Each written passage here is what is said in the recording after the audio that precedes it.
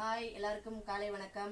நான் இன்னைக்கு விநாயகர் சதுர்த்தியமா என்னோட சப்ஜெக்டை நான் ஆரம்பிக்கலாம்னு நினைச்சிருக்கேன். அதாவது நான் படிச்ச கம்ப்யூட்டர் சயின்ஸ் ஏவும் பழைய டாபிக் பேசிக்கிட்டே இருக்கலாம். ஆனா அதுல ஒண்ணுமே கிடையாது, நம்மளுக்கான சொல்யூஷன் கிடைக்க போறது இல்லைன்ற ஒரு முடிவாயிடுச்சு.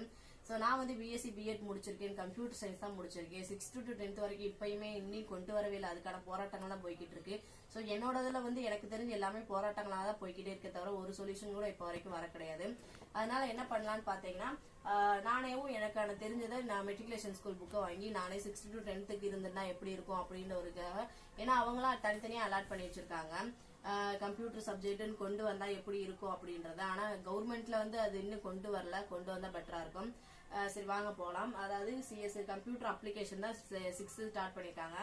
நான் காமனாவே இது எல்லாத்துக்கும் தெரியும். கம்ப்யூட்டர் அப்படின்றதுக்கு அப்ரிவேஷன் காமன் ஆப்ரேட்டிங், அதாவது C for common, O for operating, M for machine, used trade, education, research அப்படின்னு சொல்லுவாங்க.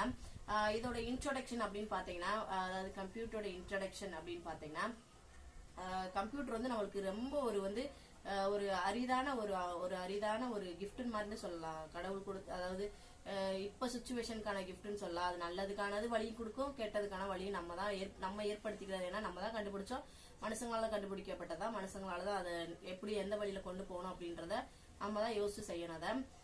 அது மட்டும் இல்லாம சப்போஸ் இப்ப கம்ப்யூட்டர் இல்ல அப்படின்ற பட்சத்துக்கு நீங்க யோசிச்சு பாருங்க, இந்த சுச்சுவேஷன், இந்த ஜெனரேஷன் கம்ப்யூட்டர் இல்லாம இருந்தா எப்படி இருந்திருப்பாங்க அப்படின்னு பாத்தீங்கன்னா, கிட்டத்தட்ட ரொம்ப எல்லா காரியங்களும் செய்யறது சாத்தியப்படாது, கொஞ்சம் கஷ்டம் தான்.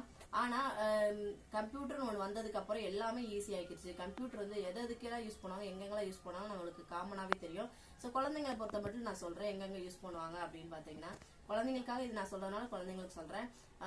எஜுகேஷன் யூஸ் பண்ணுவாங்க, ரிசர்ச்ல யூஸ் பண்ணுவாங்க, இண்டஸ்ட்ரியில அதாவது தொழில் சம்பந்தப்பட்டமா யூஸ் பண்ணுவாங்க, ஸ்கூலு, காலேஜ், அப்புறம் எல்லா இடத்துலயுமே இந்த கம்ப்யூட்டர் இல்லாத இடம்னு கிடையாது, எல்லா இடத்துலயும் யூஸ் பண்ண ஆரம்பிச்சிருக்காங்க. இது நம்மளுக்கு ஒரு அமேசிங் கிஃப்ட்னு சொல்லிட்டேன் ஆல்ரெடி, கிஃப்ட் மாதிரி தான். இதுக்கான அடுத்தடுத்த டீட்டெயில் நம்ம முழுசா பார்ப்போம். இப்ப இருக்க கால சொசைட்டி சமூகங்கள்ல கண்டிப்பா இந்த டெக்னாலஜி ரொம்பவே வளர்ந்து வந்துகிட்டு இருக்கு, அட்வான்ஸ்டா போய்கிட்டு இருக்கு இன்னமும். போக போக நான் இந்த சப்ஜெக்டே போறேன், எனக்கு தெரிஞ்சதை உங்களுக்கு கூட ஷேர் பண்றேன். Thanks to all sister members and dear parents.